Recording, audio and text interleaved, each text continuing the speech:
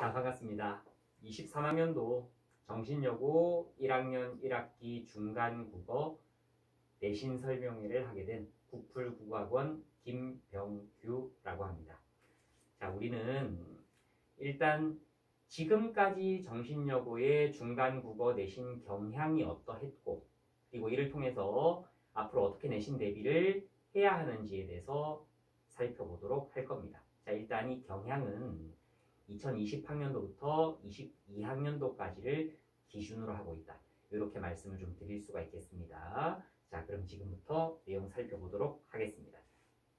자, 우선 첫 번째, 지금까지 기출된 문항들의 유형과 배점이 나와 있습니다. 쭉 보시면 전체적인 문제수, 객관식의 문제수 이런 부분들은 일단 큰 차이를 보이고 있지 않습니다. 다만 서답형은 매해 조금씩 문항수와 배점이 달라지고 있고요. 수행평가도 조금씩은 달라지고 있다라고 볼 수 있겠네요. 자, 이렇게 정리할 수 있겠습니다. 각 연도별 시험 구성이 약간씩은 차이를 보이고 있다. 이 정도로 기억해 볼 수 있겠고요. 자, 그럼 이런 일이 나타나는 원인을 한번 생각해 봐야 되겠는데, 자, 일단 학년 담당 선생님들이 지닌 교육 철학이 조금 다르기 때문이다 라고 생각을 해볼 수가 있겠습니다.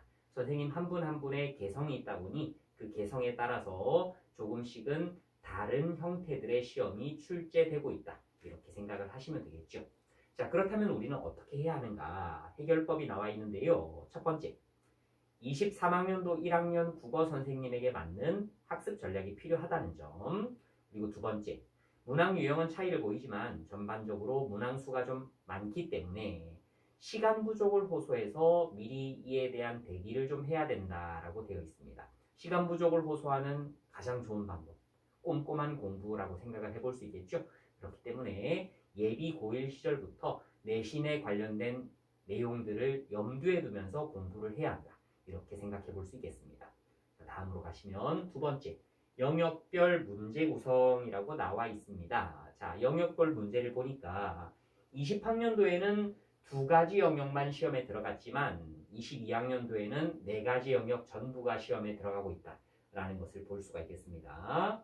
자, 일단 문학, 문법이 중심이 되고 화작이나 비문학 이런 것들은 출제는 되었지만 많이 되지는 않았다라고 볼 수가 있겠죠. 자, 그 원인으로 학교 선생님들께서 1학년 시기에 문학, 문법의 기초 요거를 좀 확실하게 잡아주려 한다라는 느낌을 강하게 받았습니다. 매년 그래왔다라고 생각을 하시면 될 것 같아요. 자, 그렇다면 당연히 우리는 1학기가 시작되기 전 문학이나 문법의 기초를 끝내고 내신 기간에는 이 기초 끝낸 것들을 복습하는 느낌으로 공부를 해야지 제대로 된 시험 대비가 되겠구나 라는 점을 느껴볼 수 있겠습니다. 자, 그 정도 기억하시고 다음으로 가시겠습니다. 자, 이제 영역별 교과서와 외부 지문 반영 비율이 나와 있는데요. 전반적으로 봤을 때 외부 지문이다, 모의고사다라고 하는 것들이 꾸준히 들어가 있고요. 특히 문법 같은 경우에는 프린트가 항상 들어가 있는데요. 정신여고의 문법 프린트는 그 내용이 자세하고 방대하기로 좀 유명하다라고 볼 수 있습니다. 강사들 사이에서는 잘 알려진 이야기예요. 자, 그렇다면 결국 어떻게 우리가 살펴야 되는가? 일단 기본 현상으로서 모의고사나 외부 지문의 반영 비율이 작지 않다라는 점 기억하셔야 되겠고요. 자, 그 원인은 내신 대비 학습을 통한 수능 실력 향상이다라고 생각하시면 되겠습니다. 실제로 정신여고는 이 동네에서 좀 괜찮은 여학생들이 많이 들어가는 학교이죠, 그죠? 그러다 보니 입결이라는 걸 학교에서도 신경을 쓸 수밖에 없고, 입결을 신경 쓰는 학교들은 당연히 정시 대비를 꾸준히 시킨단 말이에요. 이 정시 대비를 꾸준히 시키는 것으로 가장 좋은 방법은 내신의 수능화다라고 생각해 볼 수 있겠습니다. 자, 그러다 보니 학교 시험에서 외부의 것을 활용한 시험 문제들이 많이 출제되고 있다. 이렇게 기억하시면 되겠고요. 마지막으로 해결책. 예비 고1 기간부터 수능 내신의 접목이 중요하다는 점. 특히 문법이 아주 어렵기 때문에 문법 부분을 아주 꼼꼼하게 공부를 미리 해두셔야 된다. 이렇게 생각하시면 되겠습니다. 자, 지금까지 세 가지의 형태를 통해서 정신여고가 어떤 경향성을 가지고 있는지를 쭉 정리를 해보았는데요. 결국 이렇게 귀결이 될 것 같습니다. 수능 공부도 충실히 해야 하고 내신 공부도 충실히 해야만 정신여고에서 교과 등급으로 살아남을 수 있다 라는 생각을 해볼 수가 있을 것 같습니다. 자, 거기까지 생각해 두시고 다음으로 가시겠습니다. 자, 이제 우리 국풀국어에서 중간고사 대비를 어떻게 하는지에 대해서 설명을 드리도록 하겠습니다. 자, 일단 저희 내신 대비의 대원칙, 수능과 내신이 조화된 강의를 한다. 근데 이거 손이 좀, 이거 따라서 보라고 만든 건데 손이 좀 크네요. 그죠? 약간 방해가 되는 느낌도 있는데 일단 사이즈가 뭐 작은 사이즈가 없기 때문에 계속 이걸로 좀 진행을 하겠습니다. 자, 대원칙. 수능과 내신이 조화를 이루는 강의를 한다라고 생각을 하셔야 되겠습니다. 이거는 언제까지? 3월달까지. 그리고 실제 이제 중간고사 돌입 기간이 되면 학교 선생님을 따라가는 강의를 한다. 이렇게 생각해 두시면 되겠습니다.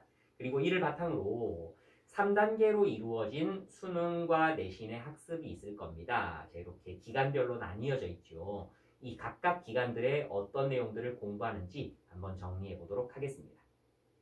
자, 우선 1단계입니다.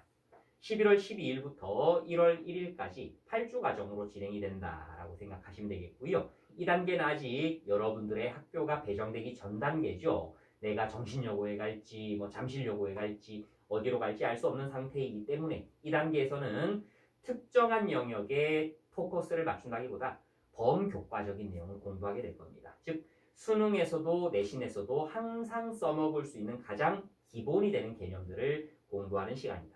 이렇게 생각을 하시면 되겠고요. 이 단계는 매주 아래의 4가지 사이클이 돌아가는 형태로 이루어질 겁니다. 교재, 과제, 테스트, 클리닉까지 4단계로 이루어질 것이고요. 이 각각의 단계들을 간단하게 설명해 드리도록 하겠습니다. 자, 첫 번째, 자체 교재를 써서 개념을 공부하는 단계입니다. 국어 마인드 확립 1편이라고 하는 교재를 쓰게 될 것이고요. 자, 이 책을 통해서 개념을 공부하고 그 개념들이 문제를 통해서 적용되는 내용까지를 같이 우리가 공부를 하게 될 텐데요. 자, 이런 것들을 통해서 진행이 됩니다. 샘플을 보시죠. 자, 이거는 교재 샘플을 일부를 떼온 것이고요. 교재 내에서 가장 첫 번째 챕터에 있는 파트라고 생각을 하시면 되겠습니다. 자, 이렇게 하나의 개념을 배우는 겁니다. 이렇게 개념을 배우고 나면 그 개념을 학생들이 또 제대로 이해했는지를 확인도 해봐야 되겠죠. 자, 확인은 이런 식으로 합니다. 교재 속에 기본 문제라는 게 들어가 있는데요. 이 기본 문제는 국어 교과서에서 이렇게 발췌를 하고 있습니다. 뭐 미래엔, 신사고, 천재밥 이런 교과서들이 송파구 내에서 많이 쓰이고 있는 교과서들이에요.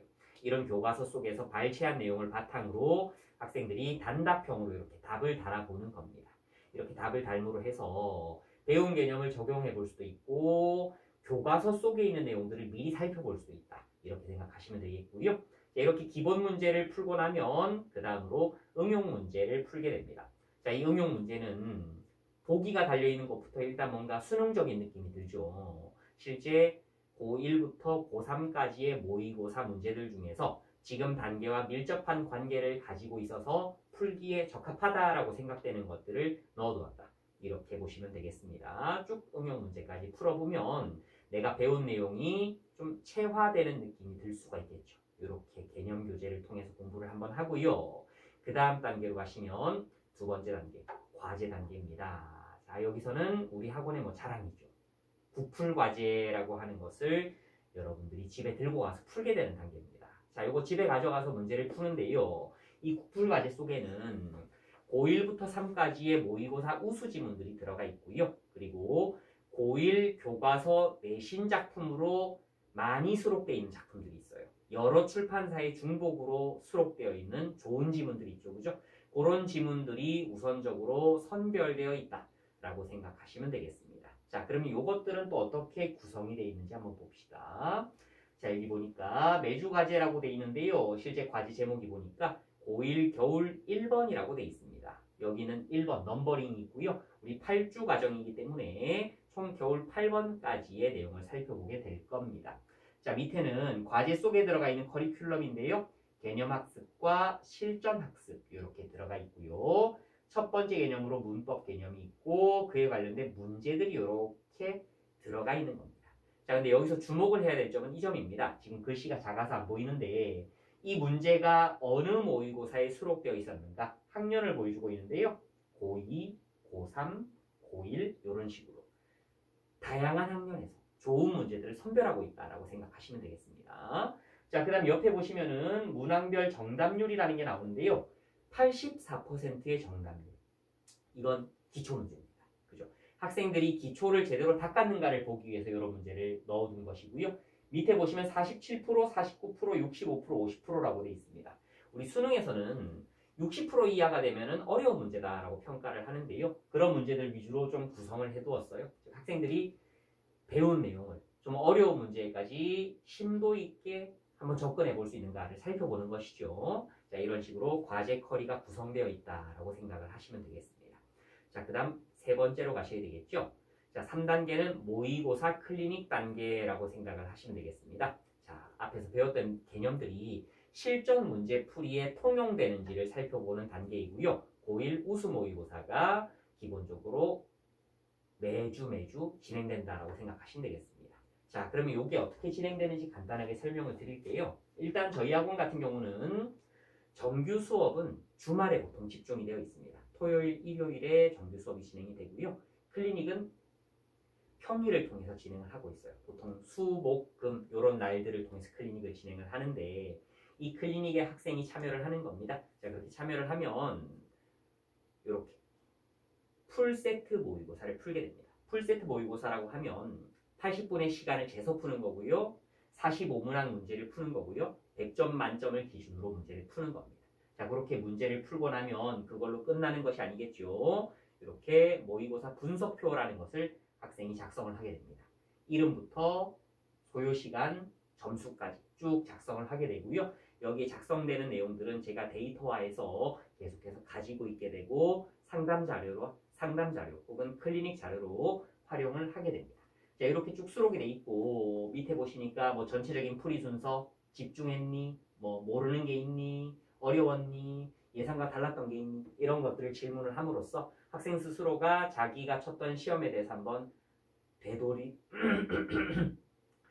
되새김질을 한번 해볼 수 있게 만들어 두었다라고 생각하시면 되겠습니다. 그리고 옆에 보시면은 오답 문항 번호 해가지고 실제로 무엇들을 틀렸는지를 좀 자세하게 정리를 해두게 만들어 두었고요. 그 밑에는 이 시험의 교훈 같은 것들, 이런 것들도 한번 적어보라 라는 칸이 있습니다. 자, 이런 것들을 쭉 학생이 적고 저와 함께 이 적었던 내용들을 같이 살펴보게 되겠죠. 살펴보면서 매주 모의고사를 풀고 모의고사에 대한 적응력을 높이고 그리고 매주 이렇게 저랑 1대1로 대면 상담을 함으로써 학생이 계속 발전해 나갈 수 있는 방향을 제시하게 될 것이다. 이렇게 생각을 하시면 되겠습니다. 자, 여기까지 클리닉에 대해서 말씀을 드렸고요. 다음 4단계 테스트입니다. 테스트는 뭐 단순하겠죠. 개념 완성을 확인하는 단계로서 수능형, 내신형, 서술형 그리고 어휘 테스트까지 4개의 영역이 치러지고 있다라고 생각을 하시면 되겠습니다. 자, 여기까지가 1단계에서의 커리큘럼이다 라고 생각을 하시면 되겠네요. 이 과정을 잘 거치고 2단계로 넘어가는 것입니다. 자, 이제 2단계 설명을 드리는데요. 2단계는 일단 이 점이 중요하겠습니다. 10주로 진행이 되고요. 1월 7일부터 3월 초까지 진행이 됩니다. 자, 이제 2단계는 조금 복잡해지는 단계입니다. 1단계에서는 그냥 수능 공부하면서 내신적인 것들을 아주 핵심적인 걸 맛을 봤다면 2단계부터는 조금 더 본격적인 내용들이 진행이 되는 거예요.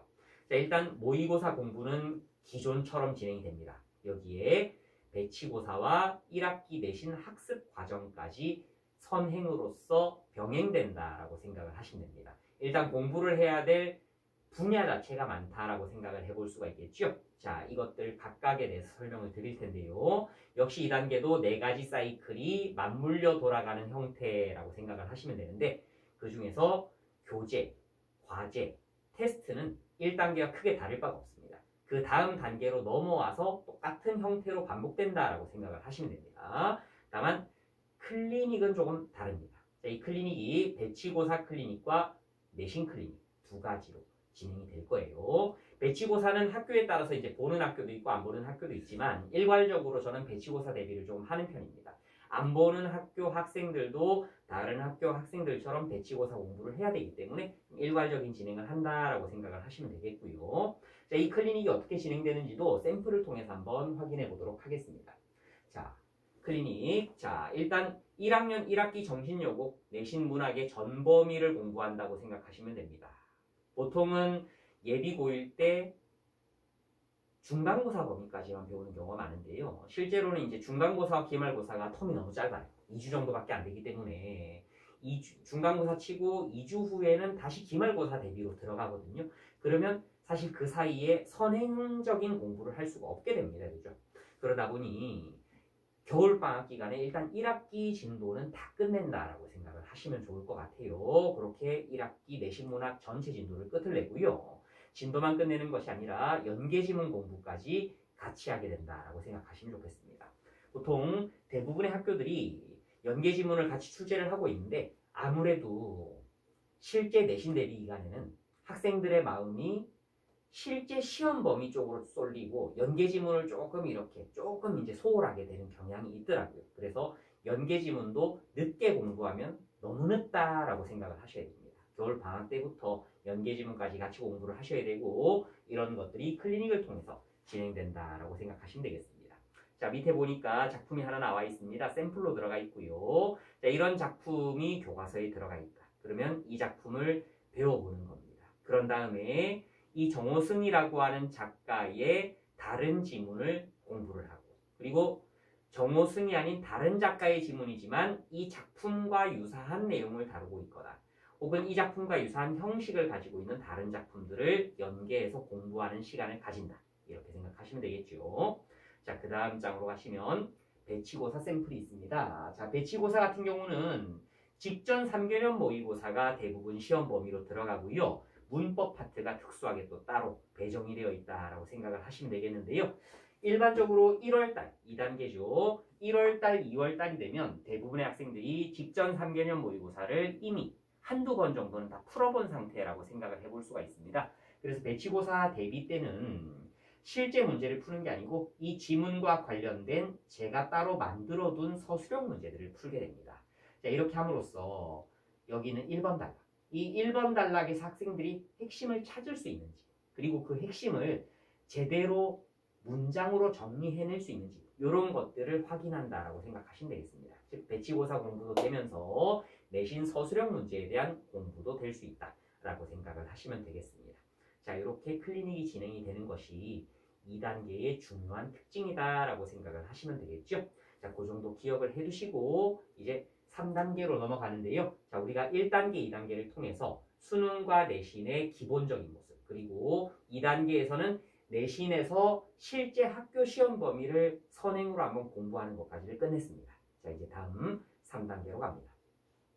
3단계는 3월 중순부터 중간고사 직전일까지가 되겠습니다. 보통 짧으면 6주, 길면은 8주 정도가 진행이 되고요. 평균적으로는 7주 정도 진행이 된다고 생각하시면 되겠습니다.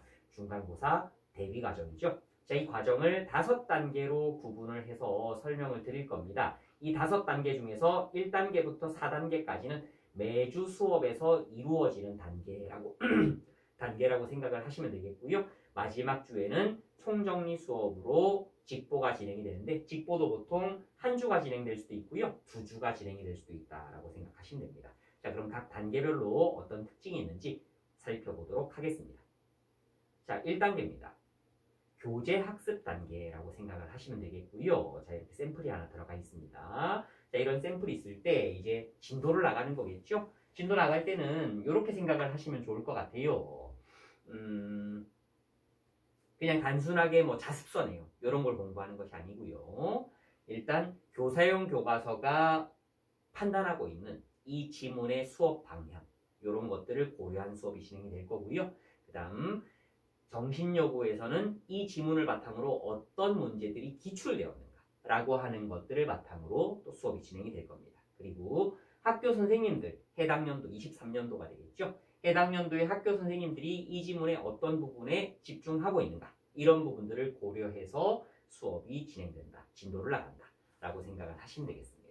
자, 그럼 이렇게 진도를 나간 다음에는 당연히 학생들이 집에서 숙제를 하는 시간이 필요할 겁니다. 자, 2단계는 진도 숙제 파트가 되겠는데요. 숙제는 이렇게 5일차로 구분된 숙제가 나가게 될 겁니다. 그러면 이렇게 되겠죠.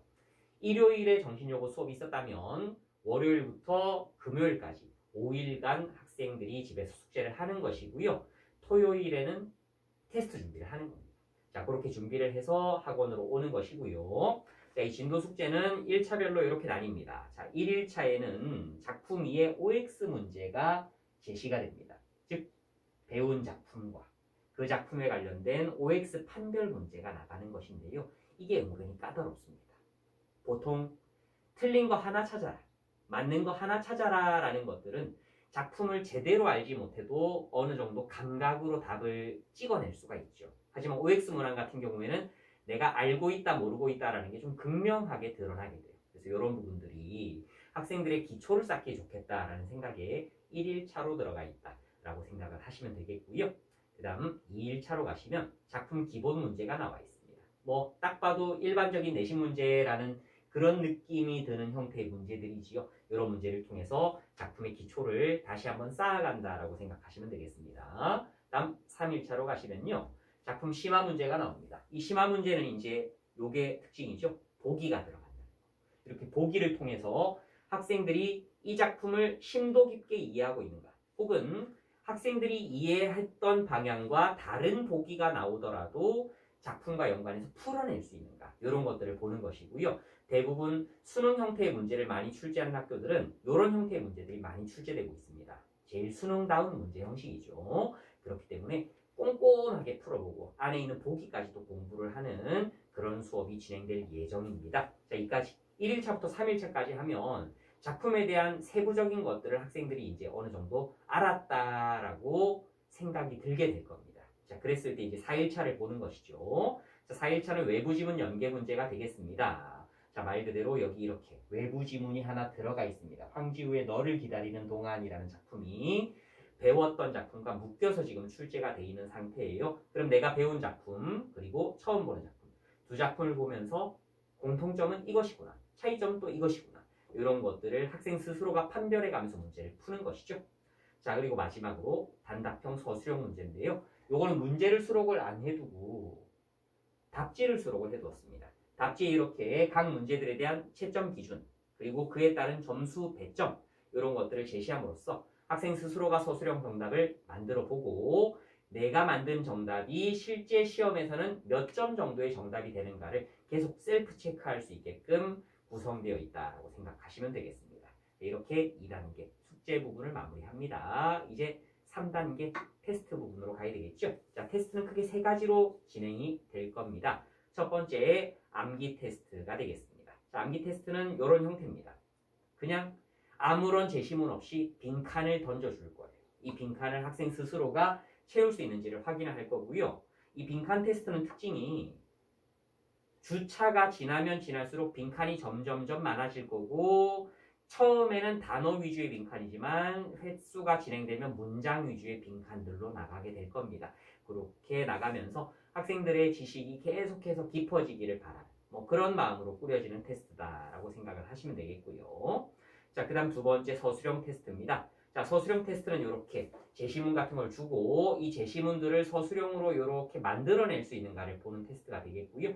이런 것도 마찬가지로 빈칸이 점점점 넓어지게 될 겁니다. 이렇게 넓어지면서 학생들 스스로가 주어진 제시문에 맞게끔 문장을 만들어낼 수 있는지 이런 것들을 확인을 해볼 거예요. 자, 그 다음 단순하게 객관식 테스트도 보도록 할 겁니다. 자, 여기까지 테스트 마무리하도록 하고요. 다음으로 관리가 어떻게 진행되는지를 한번 살펴보도록 하겠습니다. 자, 수업 4단계 학생관리라고 되어 있는데요. 학생 기본 수칙이 나와 있지요. 뭐 휴대폰을 꺼내둘 수 없다든지, 뭐 필요 자료를 복사해주지 않는다든지. 여기서 필요 자료는 자기가 가지고 있는 자료임에도 불구하고 집에 놔두고 안 가지고 오는 경우, 이런 경우 있죠. 이런 경우에는 복사를 안 해준다라는 이야기입니다. 예전엔 해줬었어요. 저도 이제 순수하고 어린 시절이 있잖아요. 그죠? 그런 순수했던 강사 시절에는 자료 놔두고 오면 걱정돼가지고 막 복사해주고 막 아이고 어떡하니 막 이러면서 새 책 주고 막 이랬었는데, 그렇게 하다 보니까 점점점 자료를 안 가지고 오는 친구들이 늘어나더라고요. 계속 늘어나고 나중에는 뭐 몇 명 빼고는 다 책 놔두고 다니고 이렇게 되더라고요. 숙제 안 했음에도 숙제했는데 집에 놔두고 왔어요. 이렇게 이야기하고. 그래서 마음을 독하게 먹고 그냥 아예 안 주기 시작했습니다. 그렇게 하니까 그냥 고분고분하니 잘 가지고 다니더라고요. 저도 편하고 학생들도 단권화된 책에 계속해서 내용을 정리해가면서 공부할 수 있으니까 좀 밀도 있게 공부할 수 있고 좋더라고요. 그래서 이런 것들은 제가 부득이하게 학생들에게 제공하지 않는다는 점, 그죠? 자기 자료는 자기가 잘 챙겨 다녀야 된다는 점 말씀을 좀 드리고 싶습니다. 자, 이런 수칙들이 몇 가지가 있다라고 생각하시면 되겠고요. 그 다음 보시니까 실점 기준 나와 있는데요. 숙제가 뭐 A부터 F까지 이렇게 나가 있고 C부터 F는 제 숙제다. 이런 것들은 워낙 익숙하시죠. 다만 제 숙제 같은 경우에는 이런 게 있습니다. 질문표라는 게 제시가 되는데요. 이 질문표를 열심히 작성을 해와야 합니다. 질문표를 열심히 작성해 오지 않으면 아무리 숙제를 잘 해도 A는 나가지 않는다라고 생각을 하시면 되겠습니다. 자, 그리고 이 질문표를 작성을 하다 보면 질문 실력이 사실 늘더라고요. 그리고 질문 실력이 늘면 문제풀이 실력도 같이 늘게 됩니다. 이 질문표가 단순한 질문표 역할만이 아니고 공부의 역할도 겸하고 있다라고 생각을 하시면 너무나 좋겠습니다. 자, 그 다음으로 가시겠습니다. 테스트 관련 사항입니다. 테스트 이렇게 쭉 진행이 됩니다. 테스트도 당연히 탈락하면 재시험 대상이라는 거 알아두셔야 되겠죠? 자, 그 다음으로 갑니다. 다음 장으로 넘어가시면 학생 관리 문자가 어떻게 가는지 나와 있는데요. 자, 이 문자는 뭐 예시 문자가 되겠고요. 이런 문자가 매주 이제 집으로 발송이 되는 것이죠. 이 영상을 보는 어머님들께 한 말씀 좀 드리도록 하겠습니다. 문자 꼭 읽으셔야 된다는 거. 그죠? 문자 길게 가다 보니 처음에는 읽다가 나중에는 그냥 수치만 슥슥 확인하고 문자를 끝내는 경우, 더 이상 읽지 않는 경우들도 많으시던데요. 이 문자라고 하는 것이 사실 학원과 어머님, 이제 학부모님 간의 소통 창구라고도 할 수가 있잖아요. 그죠? 이 내용을 자세하게 알고 있을수록 아이의 현 상황에 대해서도 알 수 있고 학원이 지금 어떻게 하고 있는가에 대해서도 알 수 있으니까 이거 아주 귀중한 자료라고 저는 생각을 합니다. 꼭 읽어주시기를 바라겠습니다. 자, 그 다음 성적 관리가 나와 있습니다. 학원 내에서 치러지는 모든 시험에 대한 관리, 학교 시험에 대한 관리, 전국 단위 모의고사 관리, 생기부 관리까지 다 이루어지고요. 실제로 내신 시험을 치고 나서는 그 시험 직후 학생 시험지를 바탕으로 피드백을 해주고요. 성적표가 나온 이후에는 성적표를 바탕으로 또 한 번 피드백이 진행된다. 그리고 이러한 것들은 상담 자료로 활용이 되고, 그리고 수능이나 내신의 약점 클리닉의 자료로도 쓰이게 된다라고 생각하시면 되겠습니다. 자, 그 정도 알아두시고요. 이렇게 제가 직접 관리하고 있는 성적 관리표를 하나 들고 나왔습니다. 자, 이 표 같은 경우는 워낙 개인정보가 사실은 많이 들어가 있어요. 뭐 학생의 희망사항이라든지 뭐 시험에 대한 각오, 전화번호, 이름, 뭐 기타 등등 해가지고 너무나 많은 칸들로 이루어져 있기 때문에 개인정보에 해당되는 부분은 싹 빼버리고 그냥 1학년 1학기의 등급석차, 1학년 2학기의 등급석차, 그리고 3월 모의고사의 점수와 등급, 내신 1, 2주 차이의 학생의 결과 이런 것만 간단하게 넣어두었습니다. 자, 이거 보니까 지금 요 표의 기준은 요거예요. 1학년 1학기 때 등급과 석차가 1등급이었던 친구들만 뽑은 겁니다. 그 친구들을 뽑으니까 결과물이 이런 식으로 지금 따라 나오게 된 거예요.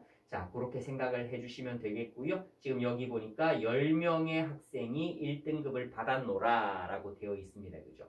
이 10명들이 계속 1등급을 받을 수 있었던 건 아니에요. 얘는 1등급 받았고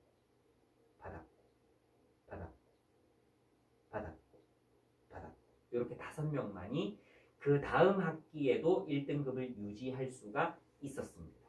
즉 1등급을 계속 받아 나간다는 것은 쉬운 일이 아니라는 얘기죠. 특히 정신여고와 같이 학생들 간의 경쟁이 빡센 학교에서는 이런 식으로 등급대가 계속해서 바뀔 수밖에 없다는 점을 일단 기억을 해두셔야 됩니다. 결코 교과에서 등급을 따기가 만만한 학교는 아니다라는 점을 생각하셔야 됩니다. 그 점은 어느 정도 각오를 하셔야 돼요. 다만 교과를 따기 쉬운 학교들보다는 학종이나 수능 정시에서 경쟁력을 갖추고 있는 학교다. 그렇기 때문에 좋은 학교다. 이렇게 생각을 하면서 공부를 하시는 것이 좋겠습니다. 자, 그 점 기억해 두셔야 되겠고요. 1등급을 받은 친구들도 보면 좀 성질이 다릅니다.